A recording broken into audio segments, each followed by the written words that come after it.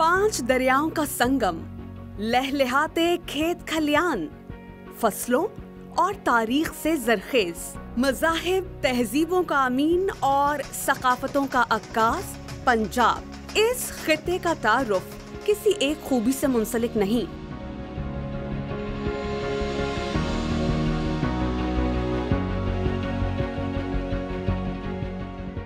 जहां कुदरत और तारीख ने इस सरजमीन को मुनफरिद पहचान दी, वहीं तेजी से मुआशी तरक्की इस सूबे की शनाख्त बनी। चाहे सकाफत को जिंदा रखना हो, फसलों से मुल्क का पेट भरना हो, या सनत और तिजारत के ईंधन से दुनिया में अपना लोहा मनवाना हो, मुआशी तरक्की के बगैर कुछ भी मुमकिन नहीं।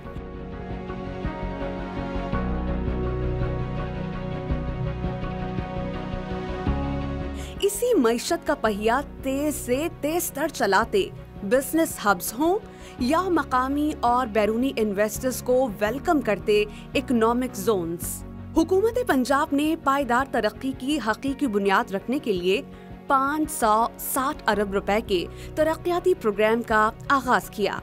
जो रवां माली साल है, इसमें हमने पंजाब की तारीख का सबसे बड़ा बजट दिया है। इसके अंदर 560 अरब रुपए मुख्तस किए गए हैं डेवलपमेंट प्रोग्राम के लिए, और मुझे यकीन है कि इस साल ये माली साल जब ख़त्म होगा तो इसकी यूटिलाइजेशन भी एक नया रिकॉर्ड रकम करेंगे हम उसके अंदर। अब टेक ऑफ स्टेज है। रिसेंट सारी इंडेक्सेस में कॉन्फिडेंस सर्वे जो कराया गया है इन्वेस्टर्स का, पंजाब ख़ास तौर पे उसमें नुमाया नज़र आया है। पंजाब अट्रैक्ट कर रहा है इस वक्त फॉरेन इन्वेस्टमेंट को भी, लोकल बिजनेसमैन भी काफ़ी इन्वेस्ट कर रहे हैं यहाँ पे। टेक्सटाइल इंडस्ट्री आपकी पंजाब में बहुत बड़ी बेस है, उनके ऑर्डर्स बहुत आगे चले गए हैं। हम ईज़ ऑफ डूइंग बिज़नेस में भी, आपको पता है पाकिस्तान ने अपनी रैंकिंग को इम्प्रूव किया था वर्ल्ड बैंक के अंदर, उसमें लाहौर एक मेजर इंडिकेटर था जिसमें मैसिव इम्प्रूवमेंट आई थी, जिसकी वजह से हम बेहतरी लेके आए हैं। मुझे पूरी उम्मीद है कि Punjab will inshallah not only be a factory for Pakistan but it will be factory of South Asia. मुआशी तरक्की जहां हुकूमती मंसूबाबंदी के बगैर नागुज़ीर रही, वहीं पर प्राइवेट सेक्टर्स ने भी रीढ़ की हड्डी का काम किया। इसीलिए प्राइवेट सेक्टर के कारोबार में आसानियां पैदा करते हुए हुकूमत पंजाब ने कारोबार दोस्त इस्लाहात की। इस बात का मुंह बोलता सबूत वर्ल्ड बैंक की तरफ से जारी किए जाने वाले ईज ऑफ डूइंग बिजनेस 2020 का इंडेक्स है, जिसके मुताबिक पाकिस्तान की पोजीशन 28 दर्जे बेहतर हो चुकी है।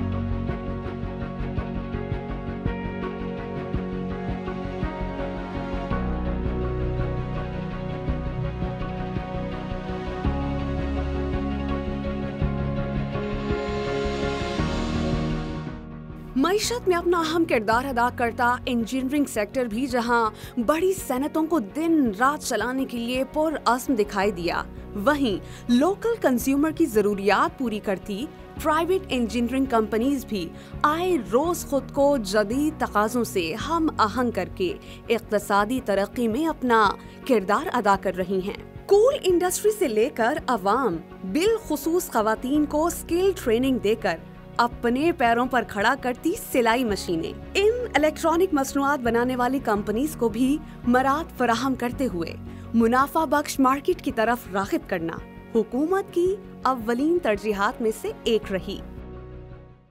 पाकिस्तानी मईशत की बात करें तो होम अप्लायंसेस जो हैं बेसिकली हर बंदे की ज़रूरत है, हर घर में इसकी ज़रूरत होती है। Waves basically is known for its you can say deep freezers, क्योंकि डीप फ्रीजर्स में वेव्स का तो नाम ही काफ़ी है।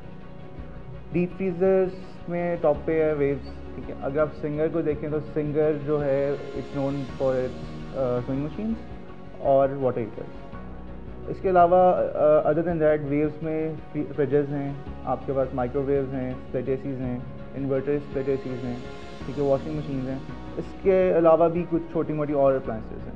तो ये मार्केट कंटिन्यूसली ग्रो कर रही है, जिससे बेसिकली इनकम जनरेट होती है। जैसे हम पंजाब गवर्नमेंट की अगर बात करें तो यहाँ से जितने भी आपकी बेसिकली इनकम जो क्रिएट होती है वो पंजाब गवर्नमेंट को भी उसमें फ़ायदा है। अगर कोविड चल रहा है, ठीक है, 2019 और 2020 से बेसिकली कोविड का सीन शुरू हुआ था, तो ड्यूरिंग दैट टाइम जो गवर्नमेंट ऑफ पंजाब है उन्होंने बेसिकली टैक्स रिबेट्स दिए, जिससे इंडस्ट्रीज़ को बहुत फ़ायदा हुआ, ठीक है। और जिस तरह कोई भी एम्प्लॉई हमने वेव ऑफ नहीं किया। तो सरमाया की अगर बात करें तो ऑब्वियसली जितने लोग इसकी क्योंकि कंज्यूमर इलेक्ट्रॉनिक्स है, ठीक है, जितने भी लोग इसकी क्योंकि डिमांड बहुत ज़्यादा है, हर बंदा इसको खरीदता है, ठीक है। समझे 80% मार्केट जो है इसकी होम अप्लायंसेस की है, ठीक है, जिसमें जब टैक्सेशन लगती है तो ऑब्वियसली वो पंजाब गवर्नमेंट को ही फ़ायदा होता है। जितना वो टैक्स कटता है वो पंजाब गवर्नमेंट को जाता है।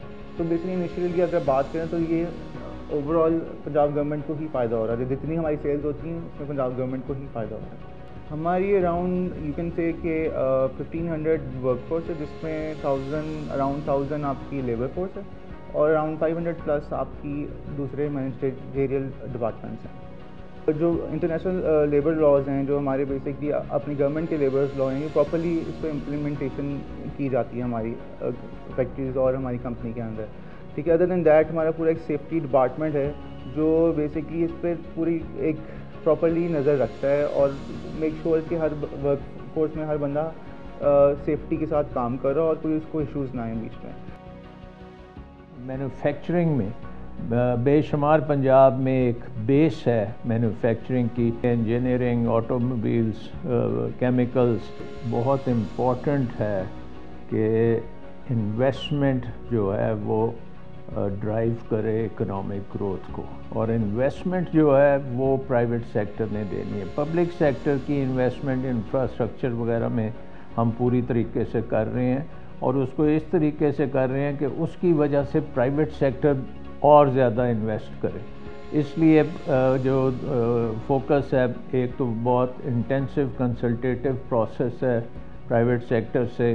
तमाम जो वैल्यू चेन्स की मैं बात कर रहा हूँ, इकॉनमी की जो वैल्यू चेन्स हैं उसमें प्राइवेट सेक्टर से एंगेजमेंट की जा रही है। प्राइवेट सेक्टर के हर्डल्स जो हैं उनको ख़त्म किया जा रहा है और इसके रिज़ल्ट्स भी आ रहे हैं। ईज़ ऑफ डूइंग बिज़नेस में पाकिस्तान की बेशुमार इम्प्रूवमेंट्स भी होती चली जा रही हैं। और सबसे इम्पॉर्टेंट बात है कि प्राइवेट सेक्टर जो है वो बहुत अच्छे तरीके से रिस्पॉन्ड कर रहे हैं। हमने टेक्सटाइल इंडस्ट्री को पिछले साल 50 बिलियन की सब्सिडी दी थी ताकि हम इंटरनेशनल मार्केट में उनको कम्पेटिटिव बना सकें। तो इस साल भी 100 अरब की सब्सिडी हम अपने एक्सपोर्टर्स को दे रहे हैं, जिससे हमारी एक्सपोर्ट जो है कोविड-19 के दौरान भी हमारी बढ़ी है। उसके अलावा हमने बहुत सी रायत जो हैं वो जो कंस्ट्रक्शन इंडस्ट्री जो है, इससे बहुत सी इंडस्ट्री जो है वो रिलेटेड होती है। सीमेंट इंडस्ट्री है, उसके बाद स्टील इंडस्ट्री है, हमारी जो ब्रिक्स हैं, हमारे ग्लास है, हमारी हर तरह की चीज़ें जो हैं वो कंस्ट्रक्शन इंडस्ट्री से वाबस्ता होती हैं।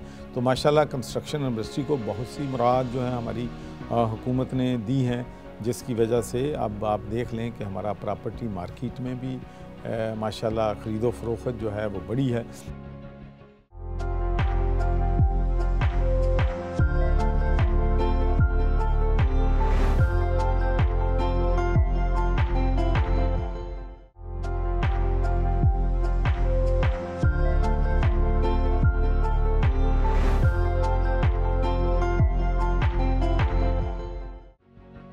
किसी भी मुल्क के आलमी सतह पर असर रसूख का अंदाजा उसकी इंडस्ट्रीज, सनत और तिजारत की बुनियाद पर तो लगाया ही जाता है, लेकिन बास ममालिक की सकाफत, फैशन और परफॉर्मिंग आर्ट्स के शोबे भी मुकम्मल सनत का दर्जा हासिल करके उसी मईशत में अपना अपना हिस्सा डाल रहे हैं।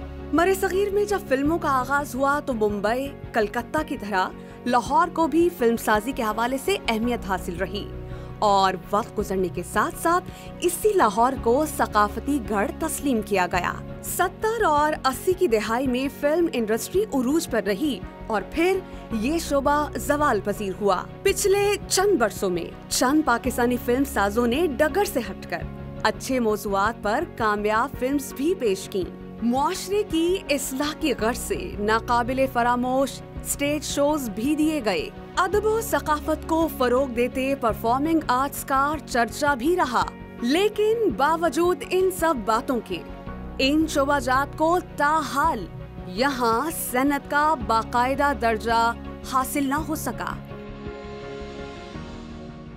तो ये कोशिश है कि जिस तरह पूरी दुनिया में हमारे ड्रामे देखे जाते हैं, इसी तरह हमारी जो है उसका नाम फिल्में भी देखी जाएं। फिल्में के लिए हमें इसमें नौजवानों को शामिल करना होगा। इसमें नौजवान पढ़े लिखे लोग आएंगे जो आज के वक्त के मुताबिक मूवीज़ बनाएंगे, और जो हमारे बच्चे देखना चाह रहे हैं, जो हमारी फैमिलीज़ देखना चाह रही हैं, जो हमारे सारी पंजाब या पाकिस्तान देखना चाह रहा है, हम उस तरह की मूवीज़ बनाएं। और जब उस अच्छी मूवीज़ बनेंगी, पढ़े लिखे लोग, मेहनती लोग बनाएंगे, नए लोग आएंगे, नए नए आइडियाज़ लेके आएंगे, तो वो फिर पूरी दुनिया भी उसे देखेगी। कि हम इसे इंडस्ट्री का दर्जा देना चाह रहे हैं। जिन लोगों के पास पैसा नहीं होगा, नौजवानों के पास, जैसे इमरान खान साहब ने ये लोन की एक प्रोग्राम शुरू किया है, इसी में हम इनको भी शामिल करें। ये लोन लें, अगर पैसा नहीं है लोन लें, लोन लेके अपने जितने भी इक्विपमेंट लें और उसके बाद मूवीज़ बनाएं, और इंशाल्लाह ताला हम उसकी हेल्प करेंगे। गवर्नमेंट ऑफ पंजाब में पंजाब के वज़ीर आला साहब ने और हमने मिलकर एक पंजाब हंट प्रोग्राम शुरू किया। उसका मकसद ही ये था कि जितने देहातों में, जितनी तहसीलों में, फिर तहसील पहले देहातों से तहसीलों में, तहसीलों से ज़िले में, फिर ज़िले से पंजाब में, हम यूँ सब फ़नकारों को कहा कि उसमें हिस्सा लें। उन्होंने हिस्सा लिया। फिर हमने उन्हें फर्स्ट, सेकंड, थर्ड का प्राइज़ दिया। तो ये कराने का मकसद ये था कि हमारे गांव में, हमारी तहसीलों में, हमारे ज़िलों में ये टैलेंट हंट जो है प्रोग्राम, इसके तहत हम नए फ़नकारों को ऊपर लेके आएँ। और इसमें ये पहली दफ़ा पंजाब में हुआ है। आप देखेंगे आने वाले सालों में इसमें और ज़्यादा हम तेज़ी लेके आएंगे। इंशाल्लाह इसे महल्ला लेवल पे भी लेके जाएंगे। पहली दफ़ा फ़नकारों को रजिस्टर करने जा रहा हूँ। जो पूरे पंजाब के फ़नकार होंगे वो हमारे पास रजिस्टर होंगे। वो किसी किस्म का भी कोई फ़नकार होगा तो हमारे पास रजिस्टर होगा, जो आज से पहले इसका डाटा नहीं था, ताकि फिर हम उनको उनके मुताबिक हेल्प कर सकें। जैसे कोविड में हमने फ़नकारों को 30,000 फ़नकारों को 15,000 से 20,000 रुपये दिए। तो इंशाल्लाह ताला हमारी कोशिश है कि हम अपने फ़नकारों की हेल्प करें और उनको ऊपर लेके। मैं ये समझता हूँ कि मेरी तो कोशिश है कि हम कल्चर के लिए हम अपने पाँव पे खड़े हों। हम गवर्नमेंट ऑफ पंजाब से या गवर्नमेंट ऑफ पाकिस्तान से कुछ ना लें। हम कोशिश करेंगे कि हम इसे ऐसे इसकी मार्केट करें कि हमारे कल्चर को लोग देखने आए, तो हमारे फ़नकार उससे फ़ायदा भी उठाएं, उससे पैसे भी कमाएं। इसमें हम एक कल्चर पॉलिसी लेके आ रहे हैं। कल्चर पॉलिसी के तहत जितनी ये मूवीज़ एंड ड्रामे बनेंगे, हम इसे इंडस्ट्री का दर्जा देने जा रहे हैं। तो जितने नौजवान लड़के हैं, नया टैलेंट है, वो आके मूवीज़ बनाएं, ड्रामे बनाएं, गाने बनाएं, उनको हम लोन देंगे। और इंशाल्लाह ताला वो लोन से ये अपने हमारी मैशियत को भी पहिया चलेगा और बेरोज़गारों को रोज़गार भी मिलेगा।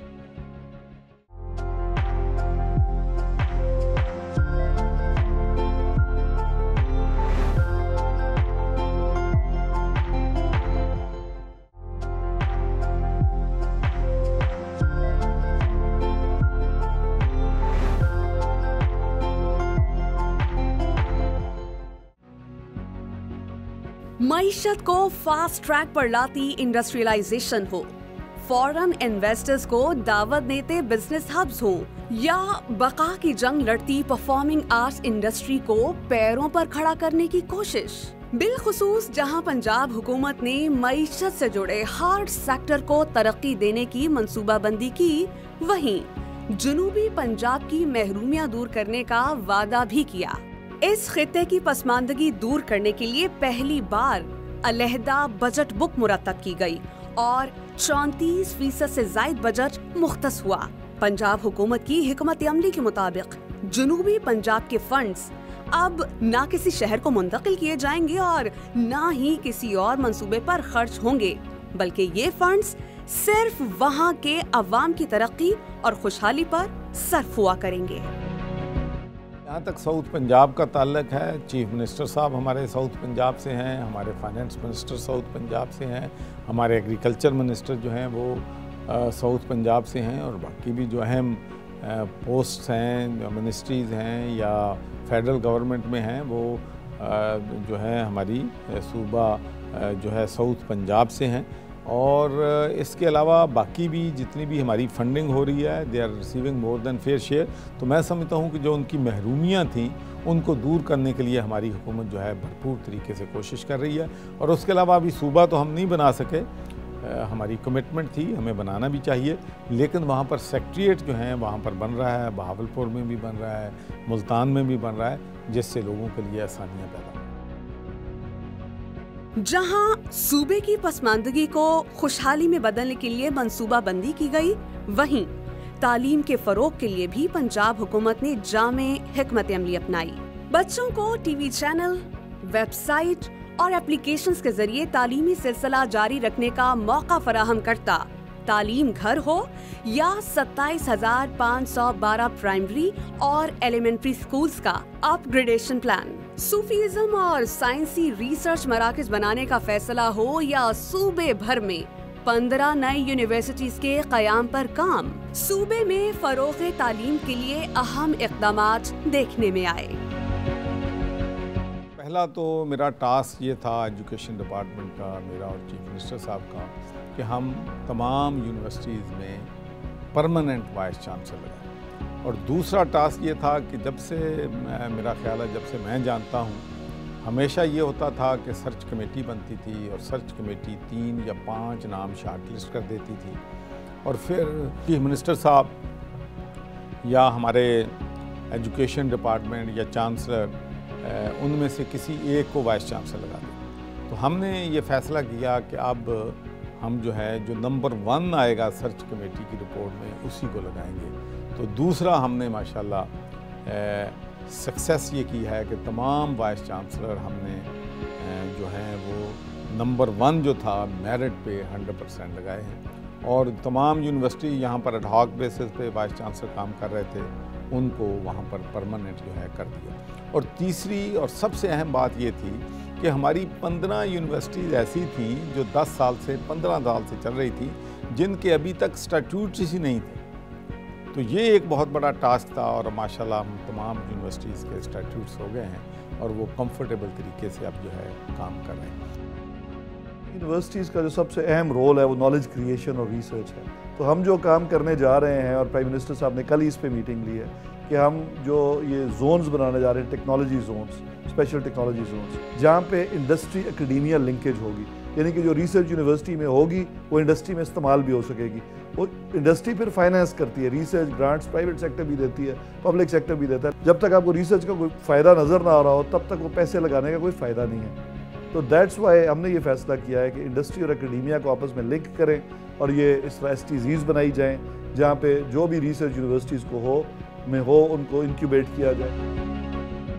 हुकूमत की तालीमी काविशों के शाना बशाना प्राइवेट कॉलेजेस और यूनिवर्सिटीज भी तालीम के मैदान में अपना किरदार अदा करते नजर आए। इन दरसगाहों में काबिल जिक्र मुल्क के कदीम कॉलेजेस में से एक फॉर्मन क्रिश्चियन कॉलेज यूनिवर्सिटी है। FCCU ने मुल्क की मुतादिद काबिल जिक्र शख्सियात तैयार की और इस वक्त ये साइंस, टेक्नोलॉजी और आर्ट स्टडी प्रोग्राम्स में तकरीबन तमाम अहम मज़ामीन पेश करके मुस्तक़बिल के मेमारों को मजबूत से मजबूत तर बनाने के लिए पुरअज़्म है। The college was established in 1864. That makes it one of the oldest universities in Punjab, in fact, in North India.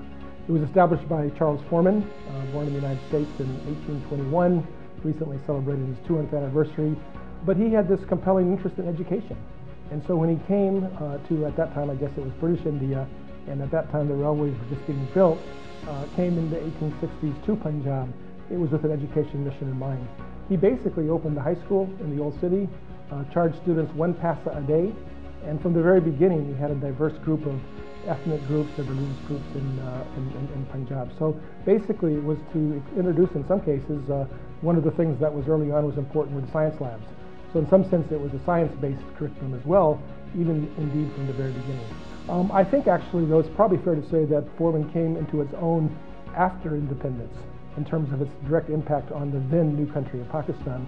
So here we're talking about the 50s, 60s, and 70s, and there is a whole lot of leaders that interestingly in a lot of different disciplines that were alumni of Forman. So if the goal of a university is to educate, develop, strengthen the leadership of the new generation. That certainly happened. I like to actually say that the founders of the Pakistan Center for Science and Industrial Research, PCSIR, was alumni of Forman, and in fact his counterpart on the Indian side was an alumni of Forman. It's interesting that almost 50% of our university or baccalaureate students are women, which I think is a remarkable statistic. But actually at the postgraduate level, when you get it onto MPhils and PhDs, that number increases to almost 2/3. So in that sense, in terms of the sheer participation. Another interesting one, and this is one I just came to mind recently because I was looking at these announcements. I don't have the exact number, but you would be surprised how many of our departments are head by women. We're about teaching, but we're also about research.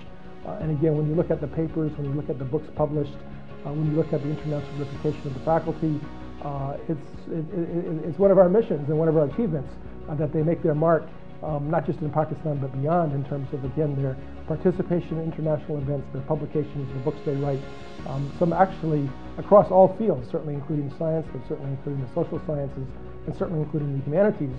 Our professors are making a mark. So it's a great experience, whether as a graduate student, as an undergraduate, or even, of course, we do have the college, intermediate program as well. So we combine all three in this space, and it's a great experience for people that come here. And I guess the last thing, of course, this is the season where people are applying. We really do want to maintain and continue our reputation as a diverse campus in all kinds of ways, socioeconomic, ethnic, religious communities, other kinds of as well. And it really surprises people when I tell them that we actually have a couple students from the Kalash Valley. So I tell people we have students from the Kalash Valley to Karachi, from Baltistan to Baluchistan.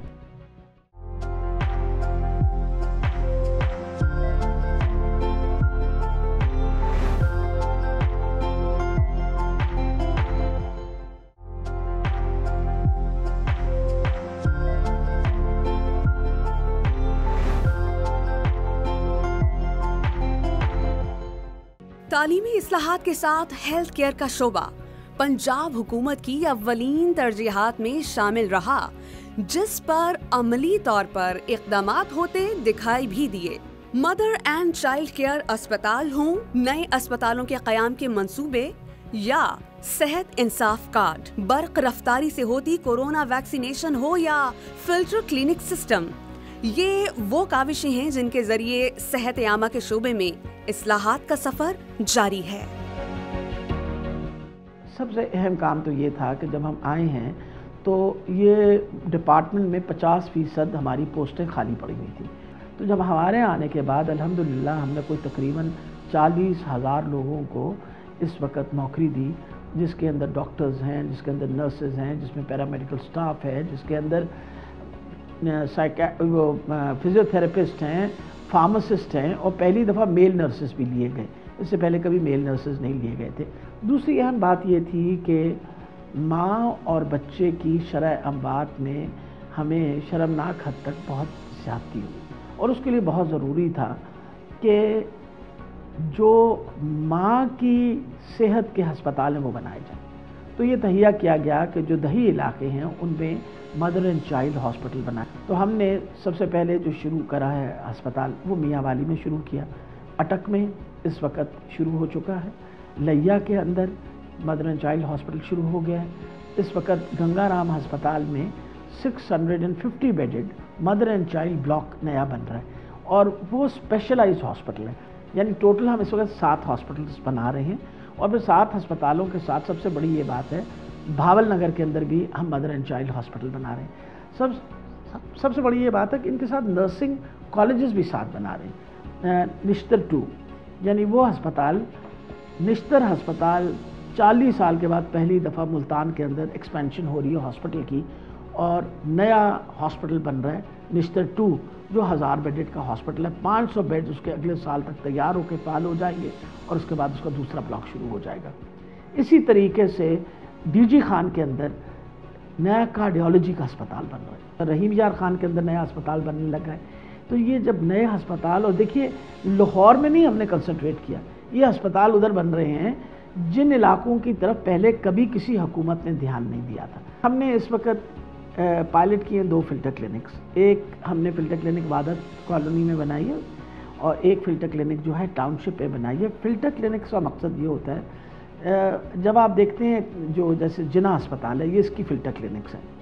बजाय ये कि खांसी ज़ुकाम छोटी बीमारियों के लिए मरीज़ बड़े अस्पतालों में आएँ जहाँ के स्पेशलाइज हेल्थ केयर मिलना चाहिए, हमने उनके इलाके के अंदर फ़िल्टर क्लिनिक्स बना दिए हैं जहाँ अल्लामा इकबाल का यानी जिना अस्पताल का अमला जो है यूनिट्स की बाकायदा ड्यूटी लगती है और उनके सीनियर रजिस्ट्रार्स वगैरह जो हैं वो उन अस्पतालों में फ़िल्टर क्लिनिक्स में जाते हैं, उन मरीज़ों को देखते हैं और अगर खुदा न खास्ता उनमें से कोई ऐसा मरीज़ है जिसको अस्पताल में दाखिले की ज़रूरत है तो डायरेक्टली उसकी एडमिशन भी लिख देते हैं। यानी उनको घर के करीब ही एक सहूलत मिल गई है, उन्हें जिना आने की ज़रूरत नहीं पड़ी।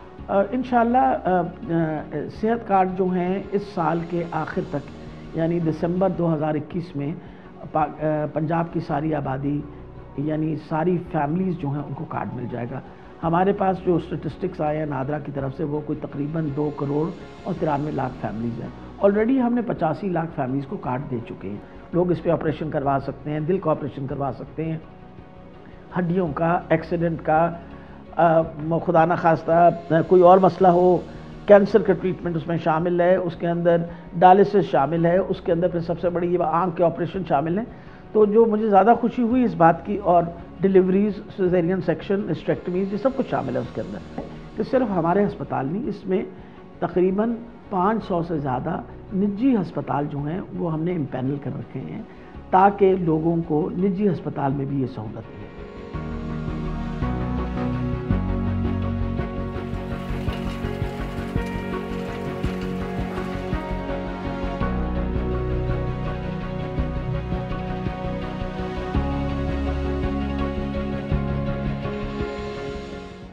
पंजाब हुकूमत सेहत, तालीम, इंफ्रास्ट्रक्चर, मईशत, समाजी और मुआशरती मैदान और ख़ासकर टैक्स वसूली में अपने वादों के मुताबिक कितना हदफ पूरा करने में कामयाब रही, इन बातों का जायजा खुद हुकूमत पंजाब की रिपोर्ट से लिया जाए तो इस सूबे ने गुज़श्ता 3 सालों में कौमी खजाने को टैक्स वसूलियों की मद में 36.8% का इजाफा दिया। हुकूमत पंजाब का दावा है कि कोरोना के बावजूद अवाम को तारीख में पहली बार बुलंद तरीन टैक्स रिलीफ हासिल हुआ, जो 106 अरब रुपए बताया जा रहा है। हुनरमंद नौजवान प्रोग्राम के तहत टेफ्टा के जरिए 1 लाख इजाफी नौजवानों को तरबियत दी गई। 11 करोड़ शहरियों के लिए शुरू की जाने वाली यूनिवर्सल हेल्थ स्कीम में से 8.5 मिलियन अफराद इससे अब तक मुस्तफीद हुए।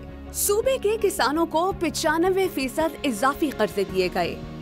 93 पनाहगाहों और 121 लंगर खानों का कयाम हुआ। एहसास प्रोग्राम के तहत 15 अरब से ज्यादा रकम बुजुर्ग और मुस्तहिक अफराद में तकसीम की गई। बिजनेस जोन्स का कयाम हुआ। सनत इनकलाब लाने और प्राइवेट सेक्टर्स के फरोग के लिए ईज ऑफ डूइंग बिजनेस के तहत खातिर ख्वाह आसानियां पैदा की गईं और सबसे बढ़कर जनूबी पंजाब की महरूमियां दूर करने के लिए नए मंसूबों का आगाज हुआ। किसी भी मुल्क की खुशहाली किसी एक सूबे की तरक्की से मुंसलिक नहीं होती, बल्कि उसमें रहने वाले हर शख्स, मुल्क में कायम हर इदारे, उनमें काम करते हर मुलाजिम, पार्लिमान में बैठे हर रुकन, यानी मजदूर से लेकर सरबराह मुमलिकत, तरक्की या तनज़्ज़ुली का जिम्मेदार हुआ करता है। खुदा ने आज तक उस कौम की हालत नहीं बदली, ना हो जिसको ख्याल आप अपनी हालत के बदलने का।